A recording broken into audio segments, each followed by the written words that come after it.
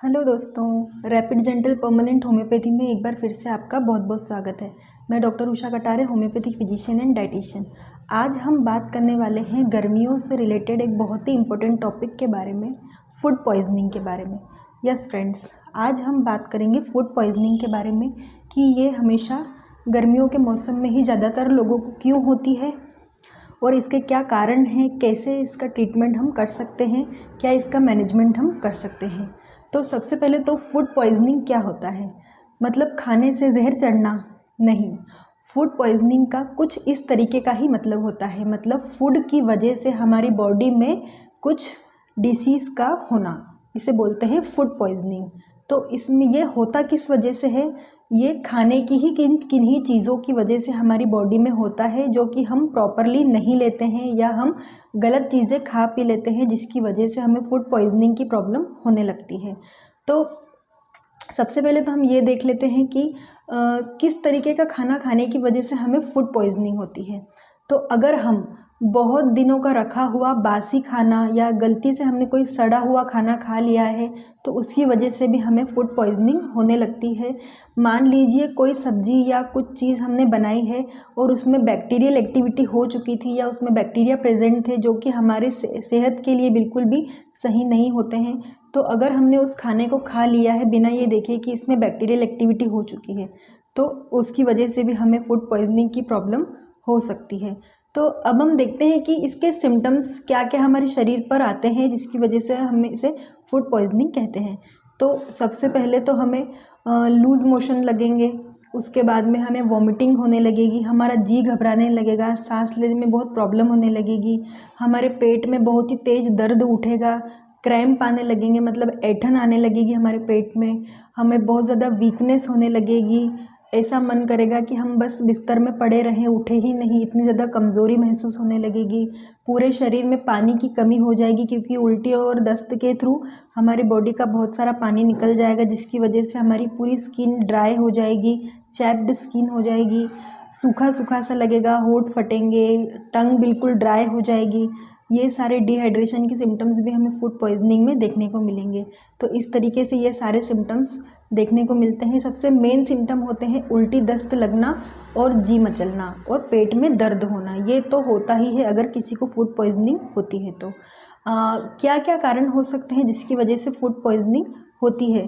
तो फ्रेंड्स, सबसे पहला कारण है कि हम कंटेमिनेटेड फूड खा लेते हैं। अगर कोई बैक्टीरियल एक्टिविटी उसमें हुई है और हमें इस चीज़ के बारे में नहीं पता होता और हम उसे खा लेते हैं तो हमारे पेट में बहुत ज़्यादा गड़बड़ होने लगती है और इसकी वजह से हमें फूड पॉइजनिंग की प्रॉब्लम होती है।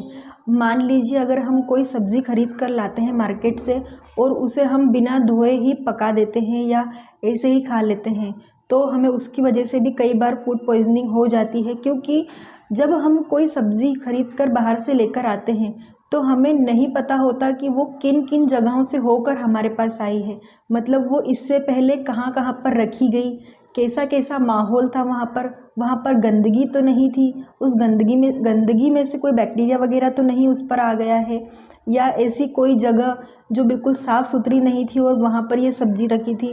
और क्योंकि कोई भी सब्ज़ी उगने के बाद डायरेक्ट हमारे पास नहीं आती है, वो कई सारी जगहों से होते हुए और फिर हमारे पास आती है, तो वो कितनी ताज़ी है कितनी बासी है इस चीज़ का हमें अंदाज़ा कई बार नहीं होता है और हम अनजाने में उस सब्ज़ी को खरीद कर ले आते हैं और ये हमारी पहली भूल रहती है। दूसरी गलती हम उसको पकाने में करते हैं। अगर हम उस सब्ज़ी को प्रॉपर ढंग से धोकर और सही तरीके से नहीं पकाते हैं तो एक तो हमने धोया नहीं तब उसमें गंदगी आ गई, दूसरा हमने उसे पकाया और अगर हम इसने ठीक से नहीं पकाया, हमने उसे कच्चा पक्का रहने दिया, तब भी कोई गलती होने से हमसे फूड पॉइजनिंग के सिम्टम आने लगते हैं। क्योंकि अच्छी तरह से पका हुआ अगर खाना रहता है तो उसमें बहुत सारे बैक्टीरिया तो वहीं पर मर जाते हैं अगर वो प्रेजेंट भी रहते हैं तो, और अगर हमने उसे ठीक से नहीं पकाया है तो उस खाने में बैक्टीरिया वगैरह प्रेजेंट रहते हैं। कच्ची सब्जियां इसीलिए नहीं खाना चाहिए, हमेशा सब्जियों को अच्छी तरह से पकाकर उबाल कर खाना चाहिए ताकि अगर कोई चांसेस भी हो उसमें कोई बैक्टीरिया या इन्फेक्शन के तो वो उबालने से या अच्छे से पकाने से ख़त्म हो जाए। तो इस तरीके की गलती भी हमसे हो जाती है पकाने में। दूसरा हम सब्जी को धोते नहीं है, इसीलिए उसे प्रॉपरली धोना चाहिए, कोई बैक्टीरियल एक्टिविटी हो तो वो ख़त्म हो जाए उसकी वजह से, ठीक है।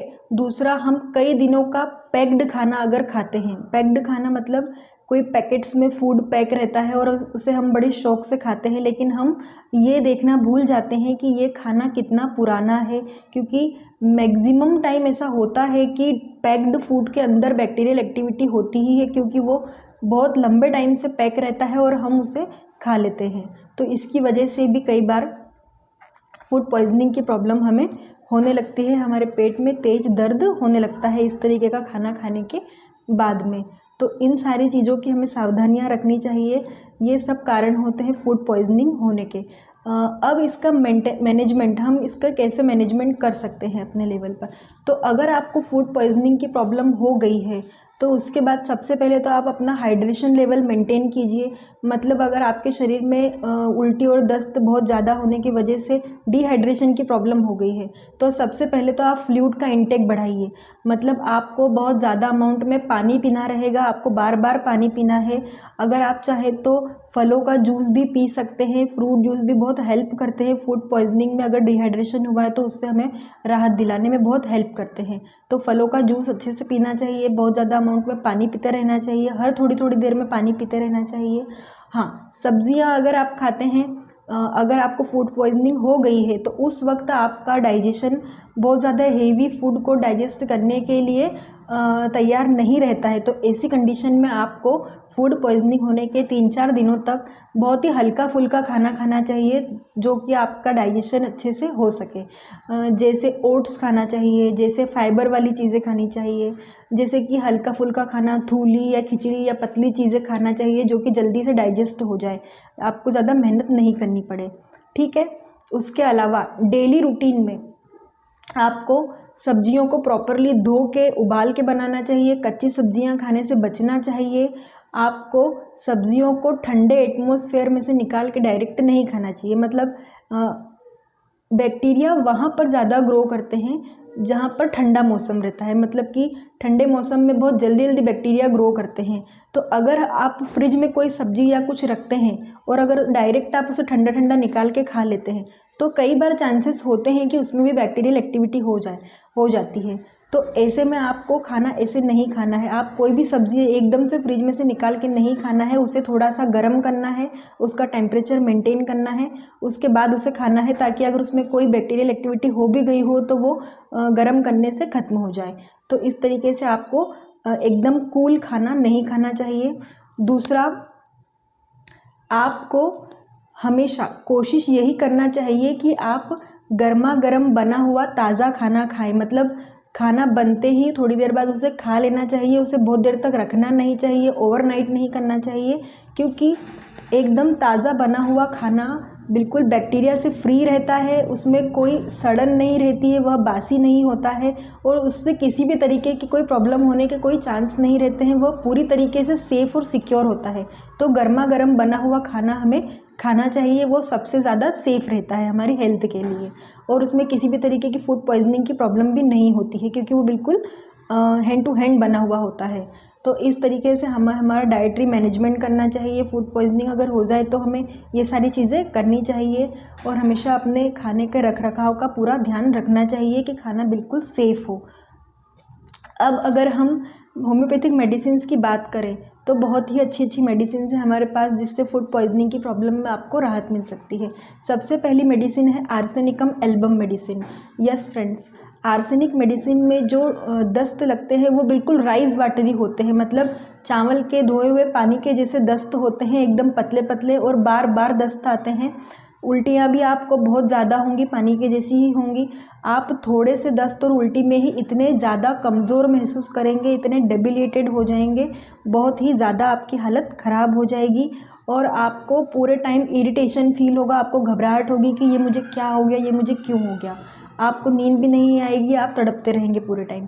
और आर्सेनिक मेडिसिन में जो फूड पॉइजनिंग होती है वो जनरली रात के टाइम में होती है, मतलब जब आप खाना खा के सो जाते हैं तो उसके बाद ये एक्टिविटी बहुत फास्ट होती है और आपको रात में फूड पॉइजनिंग की प्रॉब्लम होने लगती है।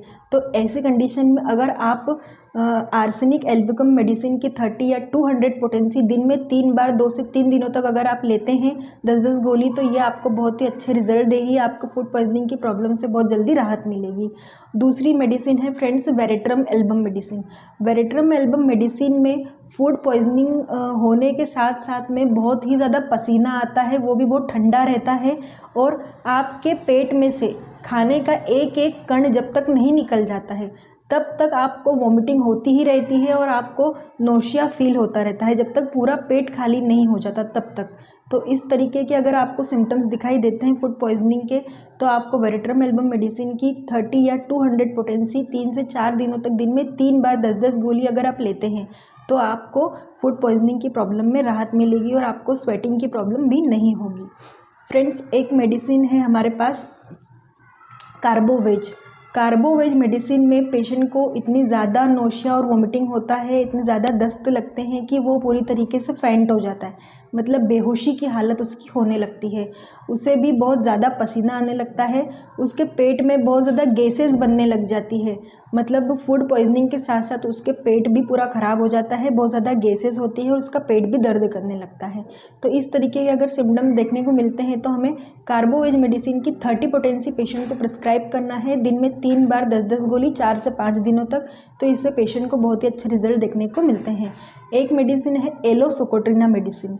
यस फ्रेंड्स, एलोसोकोट्रिना मेडिसिन जो होती है उसमें पेशेंट का पेट पूरा फूल जाता है, पूरा गैसेस से भर जाता है, उसे बहुत ज़्यादा पतले दस्त आने लगते हैं, उल्टियाँ भी होती है, और उसे दस्त करने के बाद में उसके जो एनस होता है, जिस हिस्से से दस्त निकल के बाहर जाता है, वो लास्ट पार्ट, उसमें बहुत ज़्यादा दर्द होता है, बहुत ज़्यादा बर्निंग होने लगती है। उसे दस्त करने के बाद में बहुत ही ज़्यादा कमज़ोरी से महसूस होने लगती है, पूरा शरीर डिहाइड्रेट हो जाता है, बहुत ज़्यादा पानी की प्यास भी उसे लगती है, लेकिन वो पी नहीं पाता है, इतना ज़्यादा कमज़ोर महसूस करता है। तो इस तरीके के अगर सिम्टम देखने को मिलते हैं तो एलोसोकोट्रिना मेडिसिन की 30 पोटेंसी या 200 पोटेंसी पेशेंट को दिन में 3 बार 10-10 गोली अगर हम 3 से 4 दिनों तक देते हैं तो पेशेंट को बहुत ही अच्छे रिजल्ट देखने को मिलेंगे।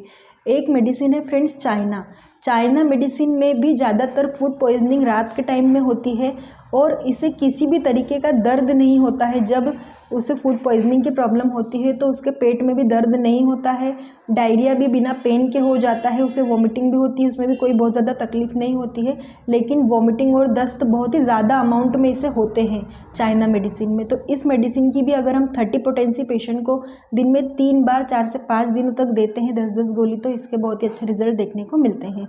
तो फ्रेंड्स, आज हमने बात की फूड पॉइजनिंग के ऊपर। आई होप कि अब आप बासी खाना नहीं खाएंगे, खाना बिल्कुल धो के खाएंगे, साफ़ सफाई का पूरा ध्यान रखेंगे। अगर आपको हमारा ये वीडियो पसंद आया हो तो आप हमारे चैनल को सब्सक्राइब कीजिए, इसे ज़्यादा से ज़्यादा लोगों को शेयर कीजिए, ताकि अगर किसी से इस तरीके की कोई गलती या भूल हो रही हो तो अब से वो ऐसी चीज़ें ना करें, अपनी सेहत का पूरा ध्यान रखें। और हमारा कोई भी नया वीडियो आता है तो आप हमारे चैनल को अगर सब्सक्राइब करते हैं तो सबसे पहले उसका नोटिफिकेशन आपके पास आएगा, आपको हमारे चैनल को सर्च नहीं करना पड़ेगा। ज़्यादा से ज़्यादा लोगों को शेयर एंड सब्सक्राइब करें। बाकी आज की वीडियो में बस इतना ही। Thank you so much.